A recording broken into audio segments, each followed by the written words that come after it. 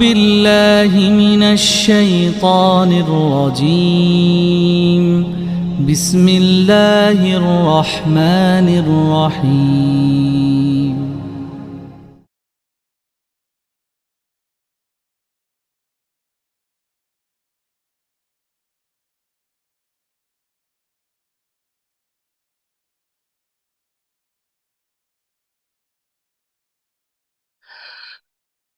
Alhamdulillahirabbil alamin. Alhamdulillahilladzi arsala rasulahu bil huda wa dinil haqq liyudhhirahu ala dini kulli walau karihal musyrikun. Alhamdulillahilladzi bi ni'matihi tatimmus shalihat wa asyhadu an la ilaha illallah wahdahu la syarikalah wa asyhadu anna Muhammadan abduhu wa rasuluh al-mab'utsu rahmatan lil alamin. Allahumma aftah lana qulubana wa alhimna rusdana wahdina ila siratikal mustaqim. Ibu dan Bapak, keluarga besar Majelis Madani rahimani wa rahimakumullah, wabil khusus gurunda tercinta yang teramat kita ta'zimi. Semoga Allah terus cintai, Allah muliakan Ustaduna, Ustadudi Mutakin, semoga senantiasa dalam kesehatan agar terus bisa maksimal membimbing umat menemukan iman, nikmat hidup bersama hidayah, bahkan bisa menemukan jalan pulang ke surga. Jazakumullah khair Ustadz Duda, Ustadz Ersyad yang memandu di pertemuan Majelis Madani di malam hari ini, juga guru-guru kita semua, Ustadz Hashim, Prof. Iva, Prof. Azali, dan guru-guru kita yang lain. Semoga senantiasa dalam kesehatan, kebaikan, keberkahan. Puji syukur hanya milik Rabb kita Allah Subhanahu wa Ta'ala. Mudah-mudahan lingkaran iman kita di malam hari ini bersama Majelis Madani untuk kembali menaut hati, mengeja cinta, melingkar iman di taman surga dalam upaya mukafaatul ilmiah, memperdalam, memperluas kapasitas keilmuan kita dalam rangka kuwatul imaniyah, memperkokoh iman kita, wa islahul ibadah, terus membenahi, memperbaiki, menata rapi ibadah kita, wa tazkiyatun nafs, membersihkan hati kita, mengindahkan akhlak kita, mengistiqomahkan kebaikan-kebaikan kita. Semoga semua itu memantaskan kita semua untuk mendapatkan hasanah fid dunia dan hasanah fil akhirah. Kebaikan di dunia dan kebahagiaan kelak di akhirat. Ibu dan Bapak, rahimani wa rahimakumullah, di dalam Al-Quran kita menemukan satu ayat yang menjelaskan tentang penghancur ketenangan dan kebahagiaan, ya. Yaitu kita temukan di surah Fussilat ayat 30. Ini kata Al-Mufassirun adalah ayat yang sangat jelas menerangkan tentang penghancur ketenangan di perasaan dan kebahagiaan di kehidupan. Ketika Allah Subhanahu wa taala mengatakan a'udzubillahi minasyaitonirrajim, alla takhafu wa la tahzanu wa absyiru. Janganlah kamu takut atau khawatir, janganlah kamu sedih dan berbahagialah. Ya. Ini ada 3 tema, ya, Gurunda Ustadz Dudi Mutakin, yang Allah sampaikan di ayat ini. Janganlah kamu khawatir, janganlah kamu sedih dan berbahagialah. Ya. Kalau bahasa kita ini don't worry, be happy. Ya. Don't worry, be happy. Janganlah kamu takut, janganlah kamu khawatir, janganlah kamu sedih dan berbahagialah. Di sini menunjukkan kepada kita, Bapak Ibu sekalian, bahwa tadmil sa'adah, penghancur kebahagiaan itu adalah alla takhafu wa la tahzanu, yaitu kekhawatiran dan kesedihan. Maka kalau orang perasaannya itu dipenuhi dengan kekhawatiran dan kesedihan, maka dia akan banyak kehilangan kebahagiaan. Nah, ini Allah jelaskan di dalam Al-Quran, ya, di surat Fussilat ayat 30. Nah, kita lihat dulu dalam kajian tafsir. Apa itu khawatir, apa itu sedih. Dan ini adalah 2 penyebab, 2 predator, ya, yang akan menggerogoti dan menghancurkan ketenangan di perasaan kita dan kebahagiaan di kehidupan kita. Jadi kalau ibu dan bapak banyak kekhawatiran, rudet, ya, banyak ketakutan, banyak kesedihan, maka akan semakin jauh dari kebahagiaan. Seakan-akan Allah mengatakan kepada kita, kalau ingin bahagia, kalau ingin tenang, satu, jangan banyak khawatir, dua, jangan banyak sedih. Kan begitu Ustaz Ersad ya. Nah, mari kita definisikan dulu, Bapak Ibu, apa yang disebut dengan khawatir dan apa yang disebut dengan sedih ya. Kata para ulama, yang disebut dengan khawatir itu adalah ghammun yalhaqun nafsi li tawqi'il makruhin fil mustaqbal. Jadi kegoncangan, kegelisahan hati ya dengan sesuatu yang tidak disukai, yang khawatir terjadi di masa depan.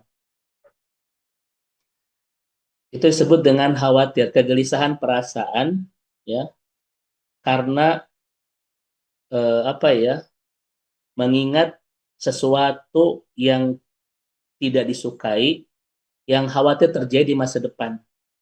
Itu namanya khawatir. Jadi kalau hati kita banyak ke masa depan, Bapak Ibu ya. Nanti bagaimana anak-anak kuliah, bagaimana nanti kalau saya sudah pensiun, nanti pensiun keuangan dari mana, nanti kalau sudah tua bagaimana. Kalau orang senantiasa hatinya terus ke masa depan, Bapak Ibu ya, apalagi mengingat sesuatu yang tidak baik, itu akan penuh kekhawatiran. Yang disebut dengan kesedihan adalah ghammun yalhaquha li fawatin naf'in fi waqtil maudi. Yaitu hati kita itu Bapak dan Ibu gelisah ya karena ingat sesuatu yang menyedihkan di masa lalu. Jadi kalau kita hati sering ke masa lalu akan sering dilanda kesedihan, kalau hati kita ke masa depan akan sering diisi dengan kekhawatiran. Maka orang yang hatinya itu sering jalan-jalan ke masa lalu akan sering jalan-jalan ke masa depan, Bapak Ibu ya, maka dia tidak akan menemukan ketenangan dan kebahagiaan. Makanya Gurunda Ustaz Dudi Mutakin ya, kenapa hari ini banyak orang yang tidak bahagia? Kenapa hari ini banyak orang yang tidak menemukan ketenangan di perasaannya, ketentraman di kehidupannya? Karena itu, hatinya, hidupnya hari ini, tapi hati sering jalan-jalan ke masa lalu dan ke masa depan. Ke masa lalu, di sana akan banyak diliputi dengan kesedihan, dan ke masa depan akan banyak diliputi dengan kekhawatiran. Nah ini Al-Quran Bapak Ibu ya, menjelaskan tentang sumber ketidakbahagiaan. Itu dua penyakit yang sangat buruk di perasaan kita, khawatir dan sedih. Dan Al-Quran tidak akan pernah salah ketika Bapak Ibu menjelaskan sesuatu. Ya begitu. Baik, Ibu dan Bapak yang semoga Allah rahmati dan Allah berkahi. Inilah tema besar Al-Quran tentang kenapa orang itu sulit bahagia. Karena hidupnya hari ini, tapi hati sering jalan-jalan ke masa lalu, juga sering jalan-jalan ke masa depan. Ya, mengingat sesuatu yang tidak disukai, yang khawatir terjadi di masa depan. Itu nanti akan terjadi dengan al-khawf, itu kekhawatiran. Dan ternyata Ibu dan Bapak sekalian, apa kata para ulama? Al-qaulun la ya'ti mimma ta'kuluhu bal mimma ya'kuluka. Dan ternyata Ibu dan Bapak sekalian, sakit, ini mohon izin Prof. Azali, Prof. Iva ya, ini membahas tentang kesehatan sedikit. Saya hanya menyampaikan kalimat-kalimat salafus salih, terutama dari Ibnu Qayyim dan lain sebagainya. Ternyata sakit itu, Bapak Ibu, kadang disebabkan bukan dari apa yang kita makan, tetapi apa yang memakan kita itu. Nah ini kata kalimat para ulama Bapak Ibu ya. Ini sebuah analisa kata ulama. Ini min khilalil khubrati bil marad ya kata ulama itu. Ini adalah experience aku gitu ya, atau kata ulama itu ini kesimpulan aku tentang sakit gitu. Ternyata kata ulama la ya'ti mimma ta'kuluhu bal mimma ya'kuluka. Sakit itu disebabkan bukan apa yang kita makan, tetapi apa memakan kita itu. Bukan berarti sesuatu yang kita makan tidak berpengaruh kepada penyakit, bukan. Tapi ternyata apa yang memakan kita itu persentasinya besar untuk menyebabkan kita sakit. Ya. Nanti mungkin ada penjelasan dalam kaidah kedokteran bagaimana ya Prof. Azali, Prof. Iva dan lain sebagainya. Mohon izin saya menyampaikan kata para ulama salafus saleh, kadang apa yang kita makan itu berpengaruh kepada penyakit ya sekian persen saja. Tetapi apa memakan kita itu besar pengaruhnya terhadap penyakit, kesedihan, kekhawatiran, mendendam, sulit memaafkan, itu yang menghabiskan kesehatan kita itu. Makanya Ibu dan Bapak yang dirahmati Allah Subhanahu wa taala, ini ada sebuah analisa. Orang menjaga pola makan, menjaga pola olahraga ya, terus saya padel. Maka ada istilah akan padel pada waktunya. Itu sekalian ya. Orang jaga pola tidur, tapi kenapa penyakit terus bertumbuh bermacam-macam? Ada yang dilupakan oleh masyarakat modern. Apa itu? Bagaimana cara menjaga hati? Kan begitu ya. Ketika seseorang hati ini dilandasi kesedihan, kekhawatiran, dan lain sebagainya, itu yang memakan kesehatan kita. Itu sesuai dengan doa Rasulullah SAW. Bapak Ibu coba kita lihat. Ada sebuah doa yang sangat indah yang disampaikan oleh Rasulullah SAW dari Anas bin Malik, hadis riwayat Imam Bukhari. Ketika Nabi mengajarkan kita, Allahumma inni a'udzu bika minal hammi wal hazan. Ya. Kemudian wal azzi wal kasal. Coba kita lihat hadis ini. Kata Nabi, aku berlindung kepadamu ya Allah dari kegelisahan dan kesedihan, kemudian dari kelemahan dan kemalasan. Coba kita lihat runutan ayat apa hadis ini. Pertama, Nabi membahas tentang kesedihan dan kegelisahan. Yang kedua, membahas tentang kelemahan dan kemalasan. Kenapa Nabi sambungkan ini menjadi satu tema dalam satu hadis, Bapak Ibu? Karena kegelisahan, kekhawatiran itu pasti menyebabkan kelemahan, ya begitu. Maka lemahnya fisik kita, tergerokotinya kesehatan fisik kita, belum tentu itu dari pola makan kita, tetapi dari pola kita kurang bisa menjaga hati kita. Ya, itulah kalimat la ya'ti mimma ya'takuluhu, ya, wa inna ma ya'ti mimma ya'kuluka. Penyakit itu tidak datang dari apa yang kamu makan, tetapi apa yang memakan kamu. Ya, begitu. Ini kalimat Nabi. Ya Allah, aku berlindung kepadamu dari kesedihan, kegelisahan. Setelah itu Nabi mengatakan, wa'udzubika minal azzi wal kasal.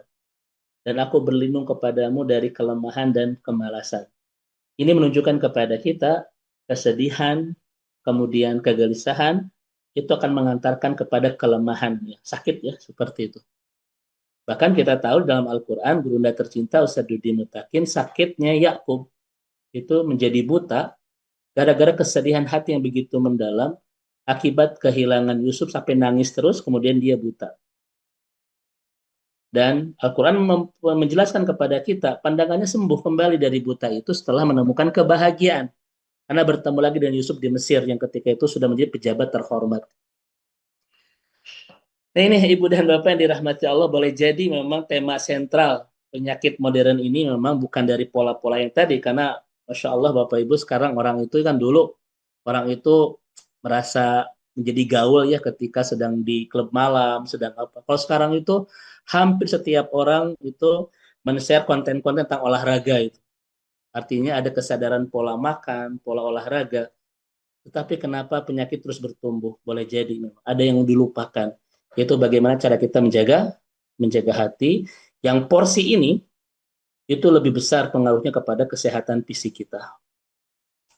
Baik, kita kembali Ibu dan Bapak yang semoga Allah rahmati dan Allah berkahi. Itulah dua tema besar dalam Al-Quran, penghancur ketenangan hati, ketentraman perasaan, dan kebahagiaan kehidupan, yaitu khawatir dan sedih.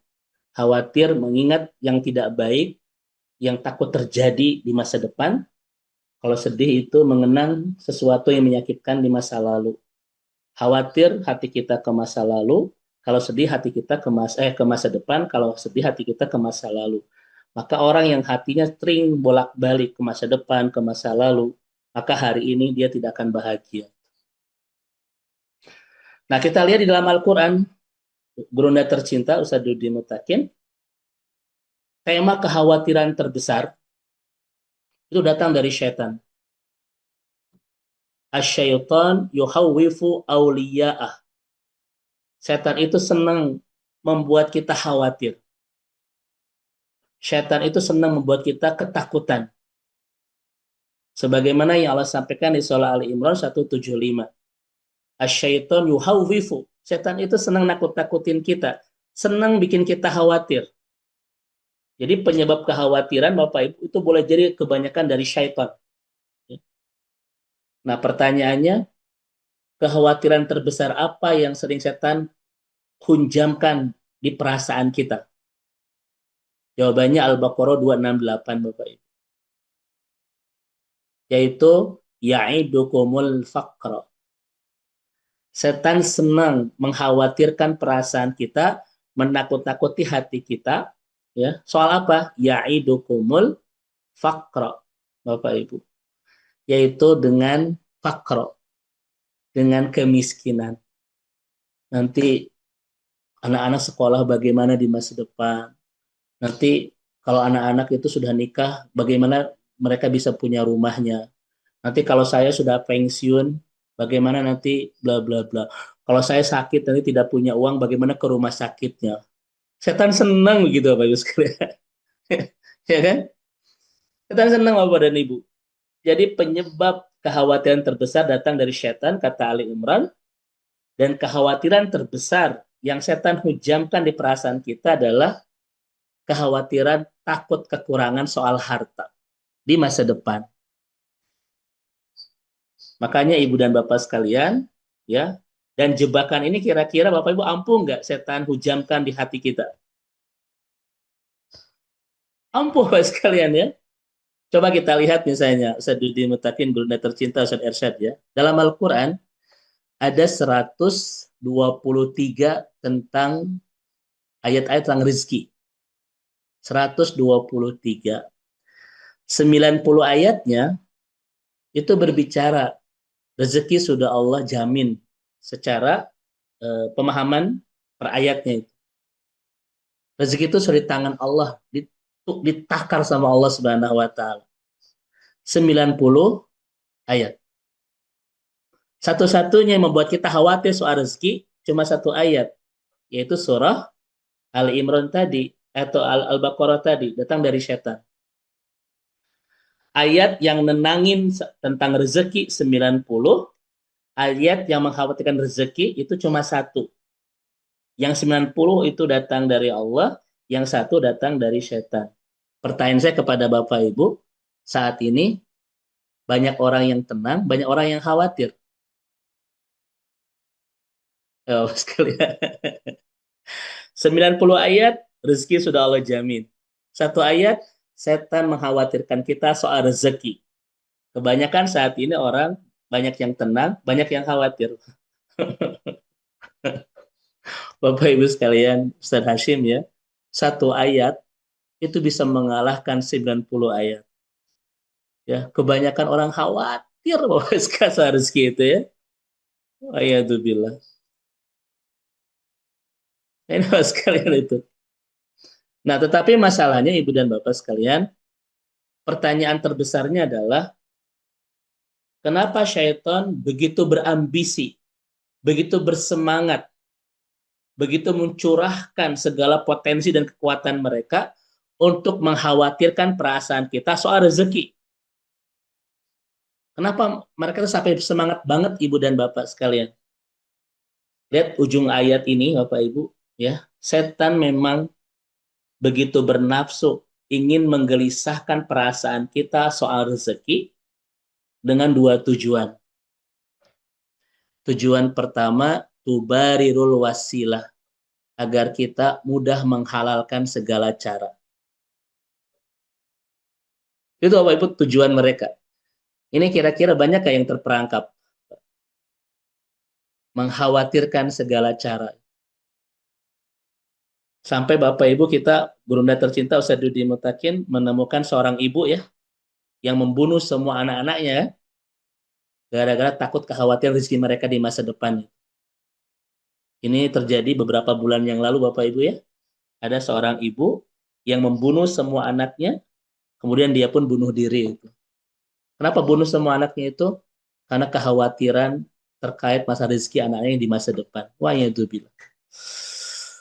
Ibu dan Bapak, kalau orang sudah terjebak dengan jeratan setan ini, mengkhawatirkan soal kekurangan harta di masa depan, maka yang pertama akan dia lakukan tubarirul wasilah, akan mudah menghalalkan segala cara. Ini ini jebakan setan itu, ya. Yang kedua, Ibu dan Bapak sekalian, yang kedua, kalau kita sudah terjebak setan untuk khawatir dengan kekurangan uang di masa depan, selain kita akan mudah menghalalkan segala cara untuk mendapatkan harta, entah itu halal atau haram, entah itu riba atau bukan, entah itu hak atau batil, yang penting kita banyak saja. Itu jebakan setan. Yang kedua, faudiyatu fil ibadah, agar kita memberantakan ibadah kita. Coba Bapak Ibu lihat di luar. Sumber tidak rapihnya ibadah kita, sumber berantakannya ibadah kita adalah gara-gara masalah ini. Setan mengkhawatirkan kita soal kekurangan harta. Sehingga orang banting tulang, Pak, kejar sana, kejar sini sampai lupa ibadah. Ya kan? Bedahnya berantakan tuh gara-gara urusan UUD. Ujung-ujungnya duit. Ya. Sampai lupa sholat berjamaah di masjid, sampai lupa tilawah, sampai lupa subuh ke masjid. Itu semuanya urusan-urusan kekhawatiran tadi. Padahal kata Imam Ad-Daroni, Bapak Ibu, apa kata Syekh Ad-Daroni? Kalau orang sudah benar imannya terkait rezeki, akan muncul 3 kebaikan dalam kehidupannya. Ini kata beliau. Kalau orang sudah benar imannya terkait urusan rezeki, akan tumbuh 3 kebaikan di kehidupannya. Yang pertama, kata Imam Az-Zaroni, orang akan semakin baik akhlaknya. Bapak Ibu, sekarang buruknya akhlak, Pak, mencuri, ya, manipulasi, menyogok. Keburukan-keburukan akhlak ini perkaranya belum benar imannya terkait masalah rezeki itu. Sampai dia mencuri, sampai dia manipulasi data, sampai bikin data fiktif, ya, anggaran fiktif dan lain sebagainya. Kenapa? Karena belum benar imannya soal rezeki. Makanya kalau orang sudah benar imannya soal rezeki, akhlaknya pun akan makin baik. Yang kedua, ketika seseorang sudah benar imannya terkait rezeki, kata Imam Az-Zaroni adalah dia akan mudah memberi. Dia akan mudah memberi, Bapak sekalian. Ya, coba saya tanya, Bapak, kenapa kalau orang sudah benar imannya terkait rezeki akan mudah memberi? Ya betul, karena kalau orang sudah benar iman itu rezeki, bahwa rezeki itu pemberian Allah. Itu kan kebenaran iman. Apa yang dia miliki itu semuanya pemberian Allah.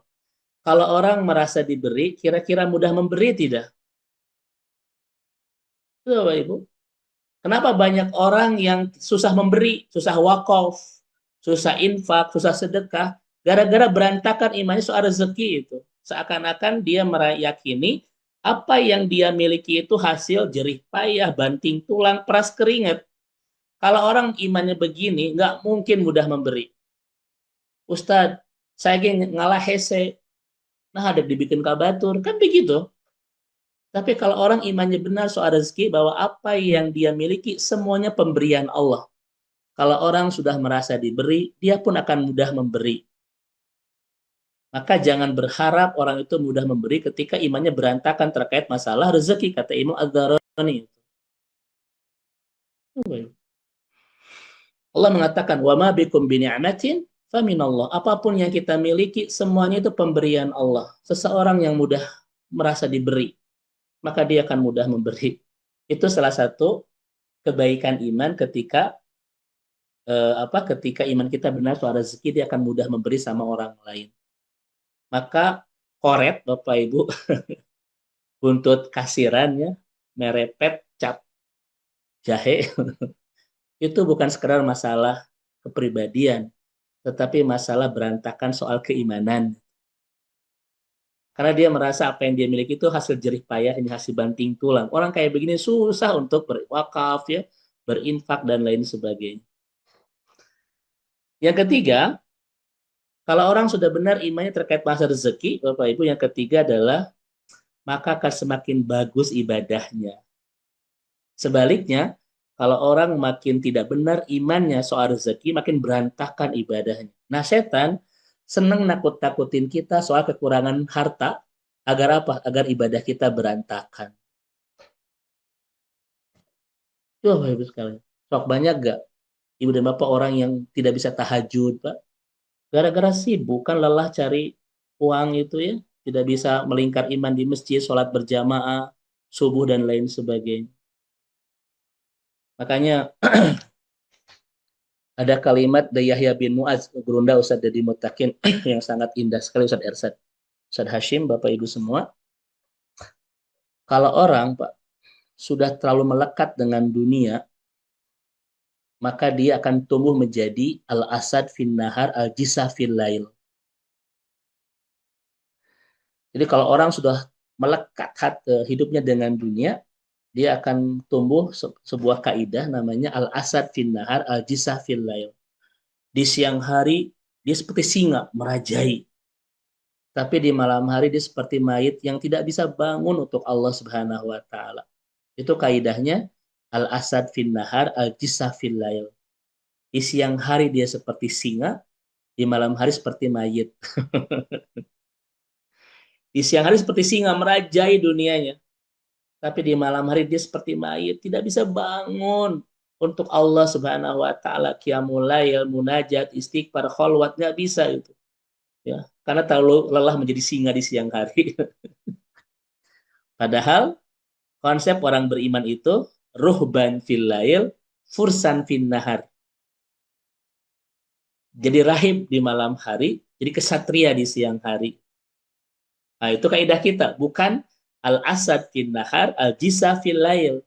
Di siang hari seperti singa, di malam hari seperti mayit. Harusnya di malam hari seperti ruhban, para rahib yang fokus ibadah kepada Allah, di siang hari seperti pursan, seorang kesatria yang menaklukkan dunianya. Ya, begitu. Baik, itulah Ibu dan Bapak sekalian, sumber kekhawatiran terbesar di dalam Al-Quran ternyata datang dari setan. Apa yang mereka khawatirkan di kehidupan kita? Kekhawatiran kekurangan harta di masa depan. Satu ayat ini mengalahkan 90 ayat yang menjelaskan rezeki sudah Allah jamin. Kenapa? Karena setan ingin satu, kita mudah menghalalkan segala cara. Yang kedua, agar ibadah kita berantakan. Ya, begitu. Baik, sekarang Bapak dan Ibu dirahmati Allah Subhanahu wa taala, kita akan membahas bagaimana cara kerja iman untuk meredakan kekhawatiran di masa depan, terutama masalah soal rezeki dan lain sebagainya. Ya, ini tema kita hari ini. Bagaimana cara kerja iman meredakan kekhawatiran tentang masa depan. Ya, kenapa Bapak Ibu? Karena kata ulama, kalau orang itu semakin kuat imannya, maka semakin melemah kekhawatirannya. Sebaliknya, kalau orang makin melemah imannya, makin kuat kekhawatirannya. Ya, fakullama, seseorang itu kalau makin kuat ya imannya, zada, maka makin bertambah ketawakalannya dan makin melemah kekhawatirannya. Namun sebaliknya ketika lemah imannya, maka makin menguat kekhawatirannya. Makanya ciri orang yang imannya itu lemah, maka hidupnya akan penuh dengan kekhawatiran. Tadi sudah disampaikan oleh gurunda tercinta Bapak Ibu sekalian, dari satu kata sampai terakhir beliau sedang menjelaskan tentang kekuatan iman. Bagaimana cara meredakan kekhawatiran kita terkait masa depan. Makanya lihat orang-orang beriman Bapak Ibu ya, kayak Bapak dan Ibu sekarang. Lihat ini wajah-wajah penuh dengan ketenangan ya. Tiba-tiba bismika saja. Kayak gitu ya. Dan lihat orang-orang yang imah lemahnya. Wajah itu rudet Bapak Ibu ya, penuh kekhawatiran, kegalauan ya, penuh ketakutan. Sementara Bapak Ibu ya, keluarga Mas Madani ini wajah-wajah yang Masya Allah, penuh ketenangannya. Karena imannya luar biasa. Sebentar lagi juga akan ke Sidratul Muntaha. Bismillahirrahmanirrahim ya. Baik, saya akan menyampaikan Bapak Ibu panduan para ulama bagaimana cara kerja iman itu meredakan kekhawatiran. Karena bagaimanapun juga manusia modern salah satu penyakit di hatinya adalah kekhawatiran tentang masa depan. Sampai ada yang membunuh anak-anaknya takut mereka tidak bisa makan di masa depan ya. Sampai mencuri uang Bapak Ibu ya. Karena takut kekurangan uang di masa depan kan. Ya. Tadi sampaikan oleh Saduddin Mutakin, Masya Allah. Baik, iman itu bekerja Bapak Ibu meredakan kekhawatiran kita terkait masa depan itu tiga dengan tiga metode. Yang pertama adalah Ustadz Irsyad, dengan tercinta Saduddin Mutakin, ya. Yang pertama adalah ini Bapak Ibu sekalian. Hawil anta ta'allam maharat tarkis fi hadirika. Jadi kita harus fokus Bapak Ibu dengan hari ini sebagai anugerah terindah yang Allah berikan kepada kita. Jangan banyak hati kita melancong ke masa depan dan jangan juga hati kita banyak melancong ke masa lalu. Fokus dengan hari ini sebagai anugerah yang telah Allah berikan dalam kehidupan kita. Bagaimana hari ini kita bisa memberikan versi iman terbaik, ya, versi ibadah terindah, versi amal terhebat, Bapak Ibu ya, versi kerjaan terhebat kepada Allah Subhanahu wa taala. Karena kalau hati kita sering ke masa depan penuh kekhawatiran, hati kita sering ke masa lalu penuh dengan kesedihan. Fokus hari ini ya sebagai anugerah terindah yang Allah berikan. Tadi kata Ustaz Dudi kan seperti itu Bapak Ibu. Hari ini adalah anugerah dari Allah. Berikan yang terbaik untuk Allah. Maka setiap hari yang kita lalui, kita betul-betul harus ada di versi terbaik keimanan, versi terbaik ketaatan, versi terbaik dalam bekerja, dan seterusnya. Fokus di hari ini. Jangan sering ke masa lalu, hati kita itu juga jangan sering ke masa depan. Baik, Bapak Ibu saya tanya. Khawatir itu biasanya kita memikirkan sesuatu yang tidak kita sukai di masa depan. Betul tidak Bapak Ibu? Soalnya ya, khawatir itu kita memikirkan sesuatu yang tidak kita inginkan di masa depan. Akan muncul kekhawatiran. Betul? Doa adalah kita memikirkan sesuatu yang kita inginkan di masa depan. Pertanyaan saya Bapak Ibu, bagaimana cara kita menghilangkan kekhawatiran? Perbanyak doa. Karena khawatir itu kan memikirkan sesuatu yang tidak kita sukai di masa depan. Sementara doa, kita memikirkan sesuatu yang kita sukai di masa depan. Maka cara menghilangkan kekhawatiran memperbanyak doa. Betul Bapak Ibu sekalian? Nah, gitu. Kalau orang banyak berdoa, kira-kira banyak berharap kebaikan nggak di masa depan? Itu Bapak Ibu sekalian. Makanya banyakin doa. Doa itu kita berpikir sesuatu yang kita inginkan di masa depan. Ya Allah berikan ini, berikan ini, berikan ini. Sementara khawatir memikirkan sesuatu yang tidak kita inginkan di masa depan. Maka kalau orang tidak banyak berdoa akan banyak khawatirnya. Itu Bapak Ibu sekalian. Karena pikirannya akan fokus kepada apa yang tidak dia sukai di masa depan. Sementara orang yang banyak berdoa, banyak berharap kepada Allah, dia hanya fokus memikirkan sesuatu yang disukai di masa depan. Ini pola iman yang pertama, Ibu dan Bapak sekalian. Ya, ternyata doa itu bukan sekedar ibadah, bukan sekedar mendekatkan kita kepada Allah, tetapi juga membangun ketenangan di perasaan bahwa masa depan kita akan penuh dengan sesuatu yang kita inginkan. Itu hebatnya doa. Makanya orang yang sering berdoa tidak banyak kekhawatiran. Karena fokus dia bukan kepada sesuatu yang tidak dia sukai di masa depan, tetapi fokus dia kepada sesuatu yang dia inginkan di masa depan. Ya, Allahumma pajirnya, ya Allah minta pajero, ya itu doa untuk minta pajero Bapak Ibu. Saya kasih contoh ya, gitu. Makanya Ibu dan Bapak lihat setiap Nabi, Bapak Ibu Masya Allah ya Nabi itu setiap aktivitas apapun mengajarkan kita doa. Betul Bapak Ibu? Dari mulai bangun sampai tidur penuh Bapak Ibu dengan doa. Dan salah satu keajaiban doa, silah qawiyah bainal abdi wa rabbih. Senjata yang paling kuat untuk menghubungkan seorang hamba dengan Allah. Makanya seorang muslim itu setiap hari dia sibuk dengan Allah. Kenapa? Karena setiap aktivitasnya penuh dengan doa, ya kan? Bangun tidur doa ini, ke toilet doanya ini, makan doanya ini, berangkat ke kantor doanya ini, ya. Tidur di kantor doanya ini. Sekalian ya. Sampai tidur lagi pun penuh dengan doa. Maka seorang mukmin, Pak, hari-harinya dia akan meriah dengan Allah itu. Karena setiap beraktivitas dia mulai dengan doa, dan doa senjata yang kuat untuk mendekatkan hubungan kita dengan Allah. Itu Bapak Ibu sekalian. Yang kedua, keajaiban doa adalah mengubah fokus dari apa yang tidak kita inginkan di masa depan kepada apa yang kita inginkan di masa depan. Maka orang yang berdoa, salah satu cirinya dia akan tenang menjalani kehidupan. Karena kebayang di masa depan penuh dengan apa yang dia inginkan. Nah ini Ibu dan Bapak yang pertama itu. Makanya ciri orang yang beriman tidak banyak kekhawatiran. Karena setiap hari dia penuh dengan doa-doa terbaik di setiap aktivitasnya.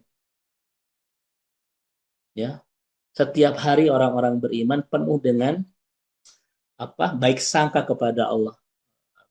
Ya, bukan penuh dengan kekhawatiran kepada Allah Subhanahu wa taala terkait dengan masa depan. Ini cara kerja iman pertama. Bagaimana cara kita meredakan kekhawatiran di masa depan? Ya, yaitu doa. Makanya Ibu dan Bapak sekalian, satu, ketika khawatir, berdoa. Ketika khawatir, berdoa. Ketika takut, berdoa. Jadi kata Ustaz Dudi Mutakin ya, ketika kita sedang gebegan, doa. Itu senjata yang sangat ampuh untuk meredakan kekhawatiran menjadi sebuah ketenangan di perasaan. Baik, itu Bapak dan Ibu ya, cara kerja doa sangat, cara kerja iman sangat luar biasa. Makanya kita lihat Ibu dan Bapak yang semoga Allah rahmati dan Allah berkahi. Yang kedua, bagaimana cara kerja iman itu meredakan kekhawatiran kita terkait masa depan. Tadi yang pertama adalah fokus ke hari ini sebagai anugerah terindah dari Allah Subhanahu wa taala dan berikan versi terbaik yang kita miliki. Ubahlah kekhawatiran dengan doa. Karena doa itu mengubah fokus dari apa yang tidak kita sukai di masa depan kepada apa yang kita sukai di masa depan. Itu luar biasa ya. Yang kedua, bagaimana cara kerja iman itu meredakan kekhawatiran kita terkait masa depan agar kita tenang menjalani kehidupan. Punten Ibu dan Bapak sekalian, apalagi ketika usia kita masuk ke usia sisa. Yang disebut sisa itu di surat Al-Ahqaf ayat 15 adalah usia 40 tahun ke atas. Itu disebut dengan usia sisa. Artinya jatahnya sudah tidak banyak. Kalau di sini kan belum ada yang masuk ke usia sisa, Bapak Ibu ya, kelihatan masih di 27 ke bawah ya. Insya Allah. Siapapun yang masuk ke usia sisa, usia 40 tahun ke atas itu usia sisa.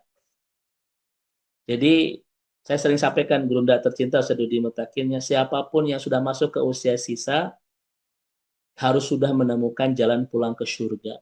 Kenapa? Kesempatan sudah tidak banyak. Tidak boleh ada di antara kita yang sudah masuk ke usia sisa, artinya sudah usia 40 tahun ke atas, yang belum menemukan jalan pulang ke surga. Bahaya. Dan itu musibah besar.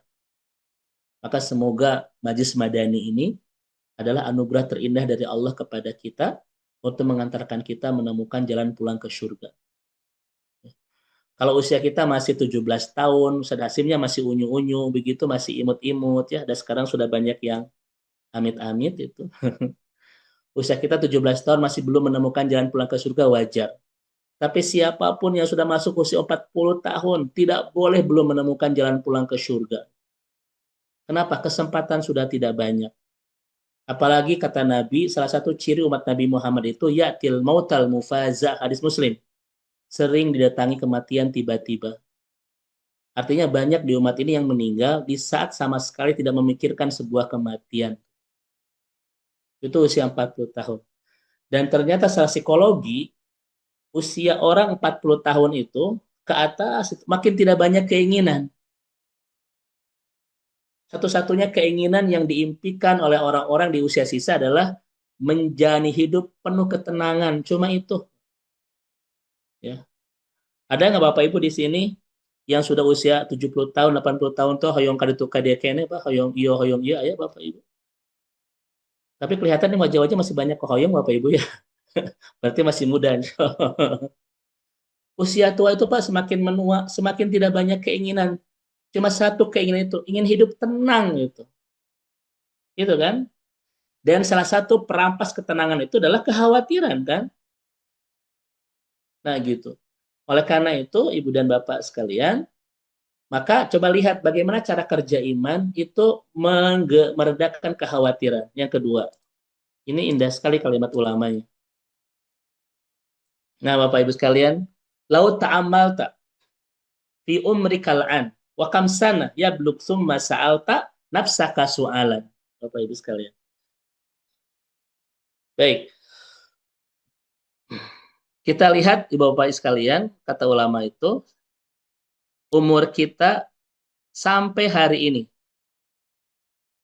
Kita lihat umur kita sampai hari ini, kemudian tolong jawab, siapakah yang memberikan rizki kepada kita sejak kita lahir sampai hari ini? Jawab Bapak Ibu sekalian. Yaitu Allah. Allah yang memberikan rizki kepada kita dari mulai kita lahir sampai hari ini. Allah pun pasti memberi rizki kita hari ini sampai ke usia kita nanti, sampai ke sisa usia kita itu. Nah, ini cara kerja iman Bapak Ibu sekalian. Jadi siapa yang memberikan rizki kepada kita sampai hari ini dari mulai nol, dari nol lahir? Allah, ya kan? Maka Allah yang memberikan kita rizki di masa lalu sampai hari ini, Allah pun pasti akan memberikan rizki kepada kita di hari ini sampai ke batas usia kita. Betul nggak Bapak Ibu sekalian? Nah ini cara kerja iman itu. Makanya kita lihat kalimat ulamanya. Nah ini Bapak dan Ibu ya, man ladzi kana yarjukuni tuwala hadhil fatroh ya. Siapa yang ngasih rezeki kepada kita sampai hari ini? Makanya kata ulama, Allah yang memberikan rezeki kepada kita sampai hari ini, maka Allah pun akan memberikan rezeki kepada kita fi baqiyati umrika ya. Di sisa usiamu itu.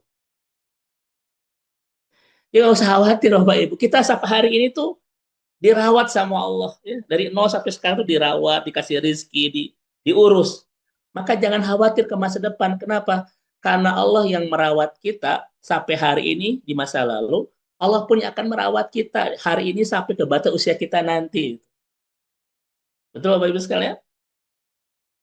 Makanya apa kata Rasulullah Sallallahu Alaihi Wasallam Bapak dan Ibu ya? An Ibnu Mas'ud radhiyallahu an qala inna ruhul qudus ya nafatha fi ru'i annahu lan tamuta nafsun hatta tastakmilu rizquha wa ajaluha fazmalu fit talab. Jadi kata Rasulullah SAW Pak Ibu di hadis ini jadi apa namanya, orang itu tidak akan pernah mati sampai disempurnakan rizkinya.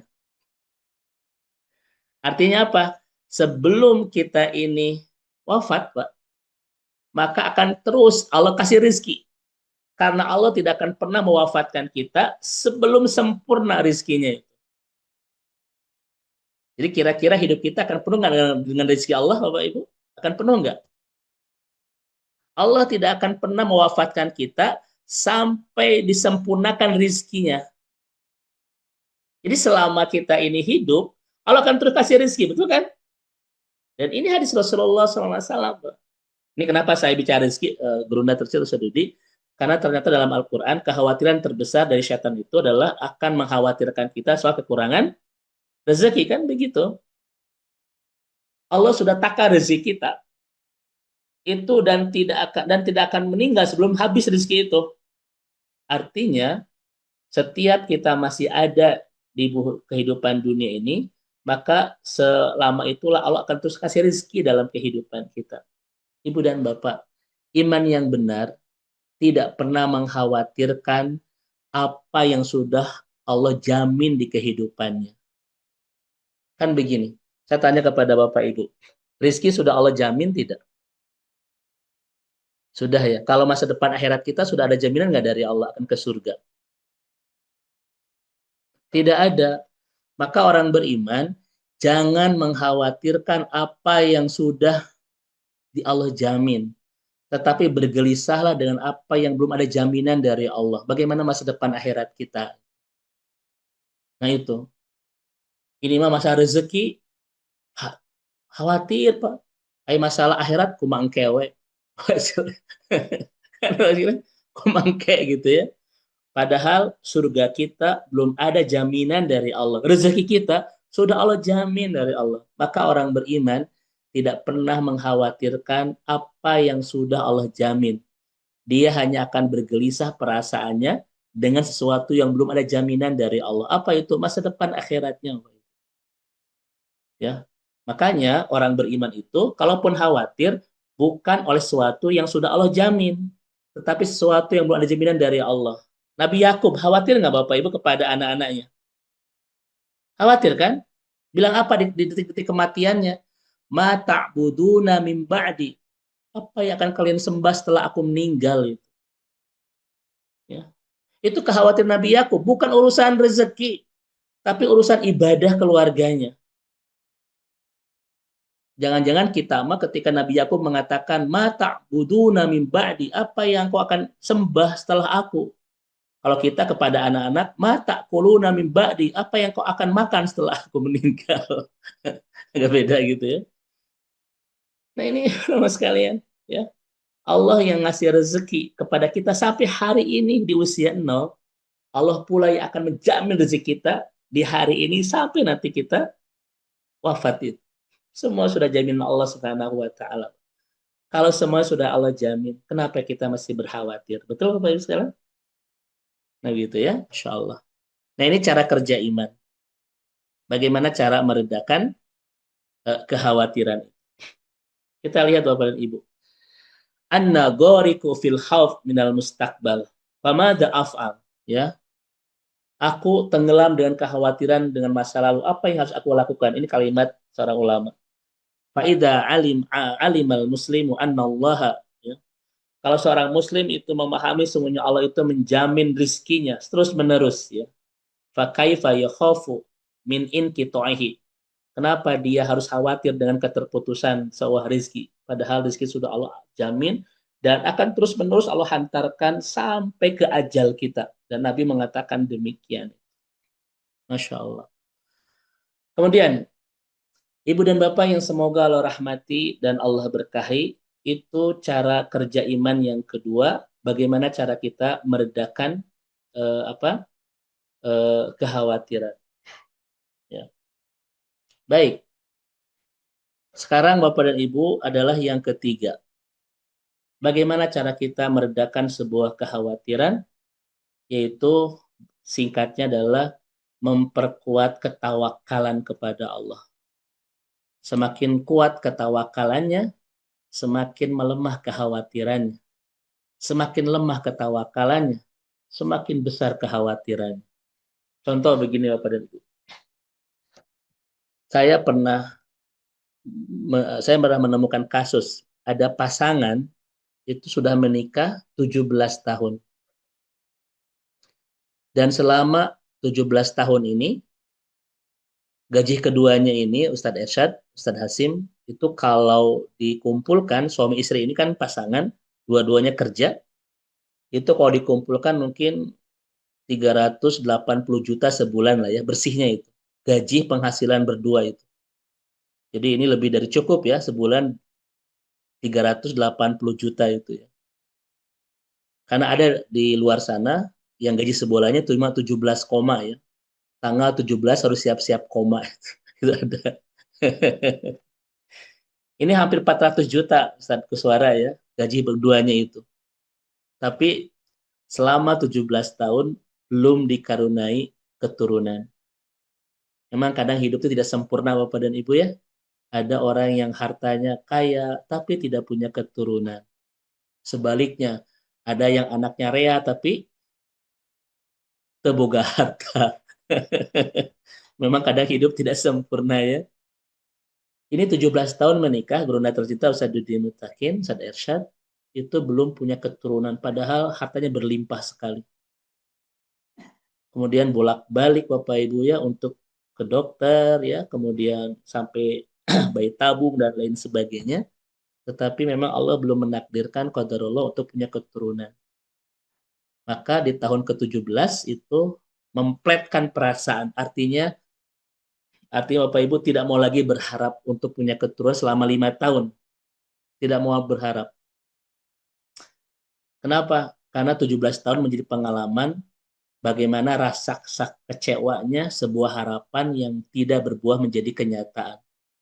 Maka keduanya itu kalau bahasa kita pasrah, nggak mau lagi berharap punya keturunan. Ya. Boleh nggak Bapak Ibu kita berpasrah Bapak Ibu? Bilang pasrah boleh tidak? Seorang muslim itu haram mengatakan 3 hal kalau benar-benar dia beriman. Tetapi 3 hal ini sering tanpa sadar kita ucapkan di lisan kita. Yang pertama kita sering mengatakan kebetulan. Padahal di kehidupan ini tidak ada yang namanya kebetulan.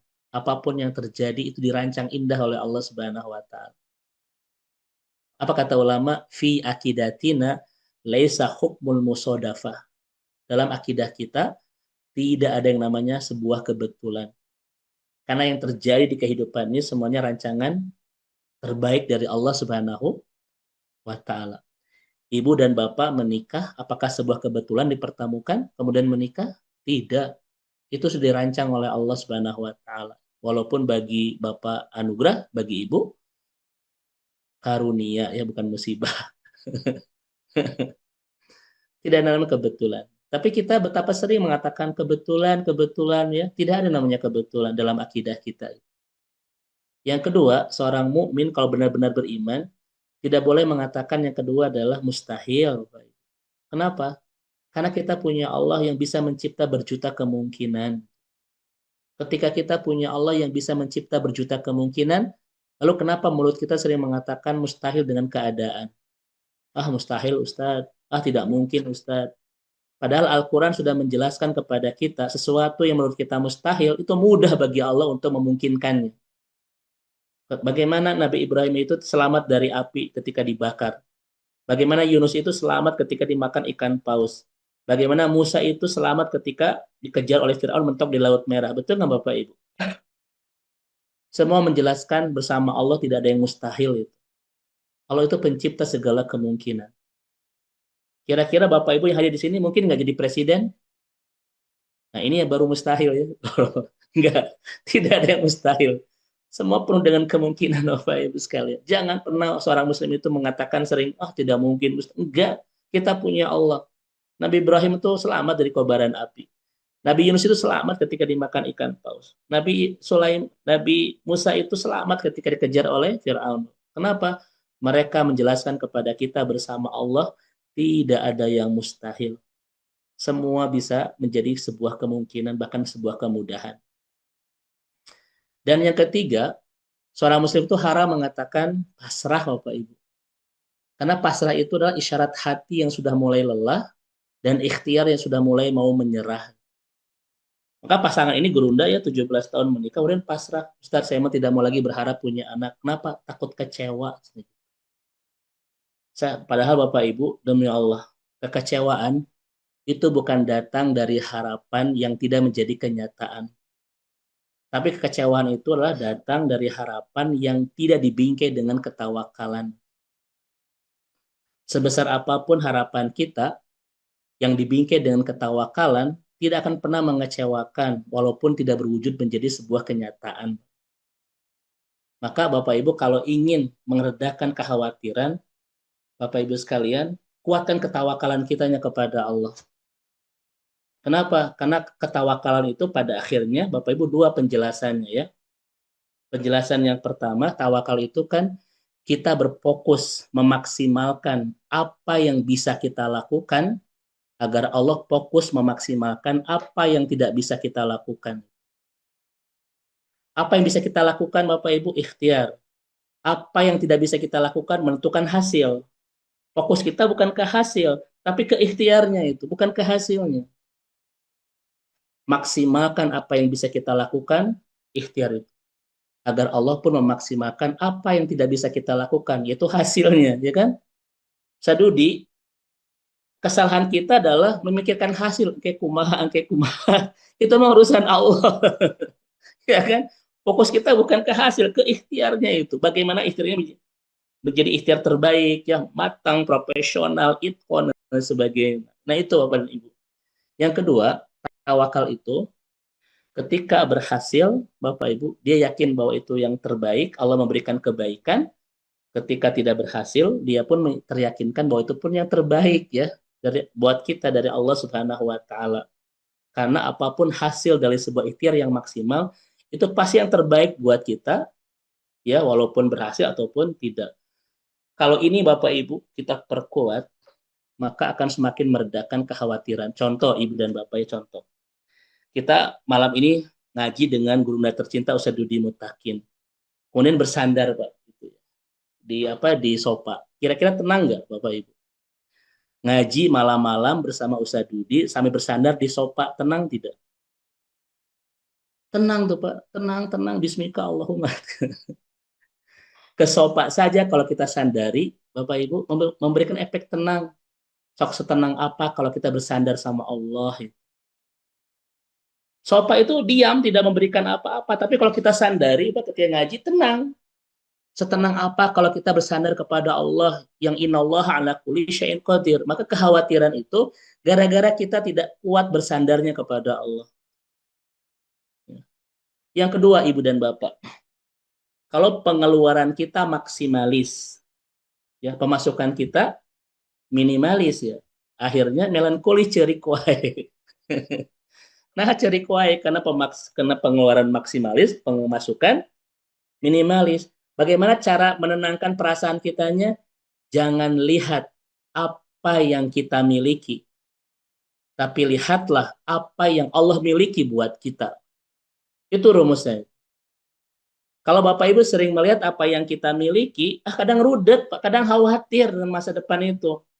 Tapi kalau melihat apa yang Allah miliki buat kita, tenang Ibu dan Bapak. Ya. Makanya saya itu Bapak Ibu belajar kaidah ini gerunda ya. Saya tidak pernah melihat apa yang saya miliki. Tetapi saya belajar berfokus kepada apa yang Allah miliki buat saya. Innallaha ala kulli syai'in qadir. Maka dengan masa depan pun kita akan tenang. Kenapa? Karena berfokus kita bukan kepada apa yang kita punya, tapi fokus kita kepada apa yang Allah punya buat kita. Maka ini kaidah iman bekerja untuk meredakan kekhawatiran Ibu dan Bapak sekalian. Ya, maka semoga dengan memperkuat iman ini, ya, dengan 3 pola kerja iman ini, maka kita bisa meredakan kekhawatiran dan berganti menjadi ketenangan di perasaan, ketentraman di hati, dan kebahagiaan di kehidupan.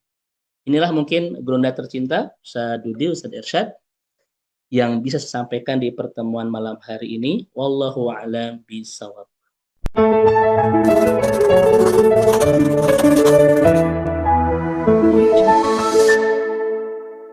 أعوذ بالله من الشيطان الرجيم بسم الله الرحمن الرحيم